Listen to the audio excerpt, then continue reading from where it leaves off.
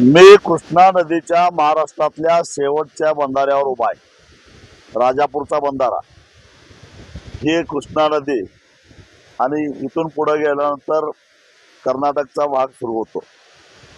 या ठिकाणी काल आपल्या जलसंपदा विभागानं शेतकऱ्यांनी विनंती केलेली होती की किमान आम्ही जी खतं टाकलेली आहेत, ऊसाची लागण करायला ऊसाचे बी लावलेले आहेत, ती लागण करून द्या शिल्लक पाण्यावर। कारण माहिती नव्हता तुम्ही कपात करणार आहे ते, आणि आमचं ऊसाचं बी वाळून चाललेलं आहे, खत वाया चाललेलं आहे। 2 दिवसामध्ये आम्ही सगळं ते संपवतो आणि 20 तारखेनंतर तुम्ही कपाती सुरू करा अशी विनंती केली होती। कोल्हापूरच्या स्थानिक अधिकाऱ्यांनी ते ऐकलं सुद्धा आणि तशा प्रकारचं एक नोटिफिकेशन निघालं। परंतु रात्री 12 वाजता कुठून चक्र फिराली मला माहिती नाही, परंतु पुन्हा तो आदेश रद्द केला आणि आजपासून कपात रद्द केलेली आहे। मी प्रत्यक्ष राजापूरच्या बंधाऱ्यावर आलेलो आहे। याचं कारण हे पाणी बघा किती तुडुंब भरलेलं आहे, बंधारा भरलेला आहे आणि या बंधाऱ्यातनं खाली पाणी वाहून चाललेलं आहे, मोठ्या प्रमाणामध्ये वाहून चाललेलं आहे। या ठिकाणी बघितलं तर नदीच्या या टोकापासून त्या टोकापर्यंत हे सारं पाणी वाहून कर्नाटकात चाललेलं आहे।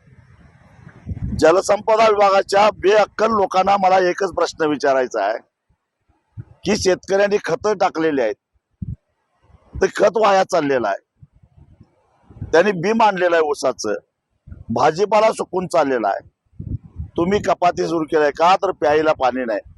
आणि हे पाणी कर्नाटकामध्ये त्यांनी मागणी केलेली नसताना सुद्धा मोठ्या प्रमाणामध्ये झाले।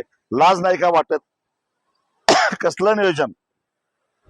पाऊस उशिरा येणार आहे हे आधी माहिती होतं तुम्हाला। ज्या कपाती करायच्या होत्या, जे शिल्लक पाणी आहे ते पुरवून वापरायचं होतं, तर 15 मे पासूनच थोड्या थोड्या कपाती करून त्याचं एक टाइम टेबल तयार करावं इथं।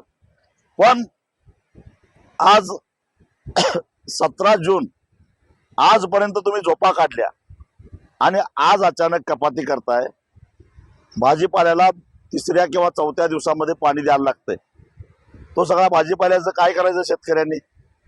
म्हणजे सरकारला सुद्धा लाज वाटली पाहिजे। बरं, अशी परिस्थिती किमान कृष्णा आणि त्या उपनद्यामध्ये तरी नाही आहे। अजून जवळजवळ ऑगस्ट महिन्यापर्यंत तरी पिण्याच्या पाण्याची समस्या निर्माण होणार नाही।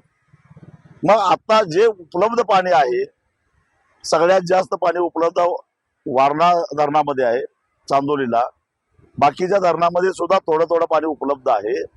ते त्या शिल्लक पाण्याचं पिण्यासाठी आणि शेतीसाठी कशा पद्धतीने वापर करता येईल याचं डोकं चालवायला पाहिजे।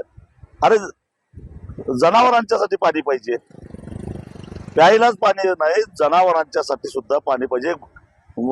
शेतकऱ्यांचे गोटे आहेत, त्यांनी काय करायचं?